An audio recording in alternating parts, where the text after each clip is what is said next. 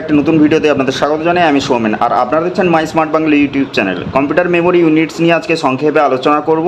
তো আমি আগেই টেবিলটা তৈরি করে রেখেছি ফুল ফর্ম ইউনিটস আর বাইটস। কম্পিউটার মেমোরির সবচেয়ে ছোটো ইউনিট হচ্ছে 1 বিট, যেটা বাইনারি ডিজিটের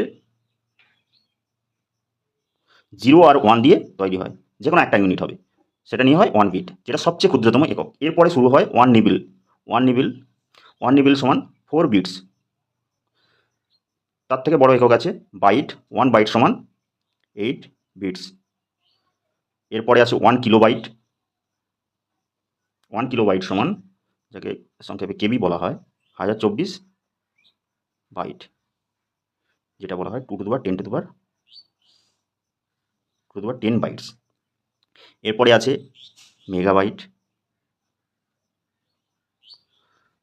এমবি, 1024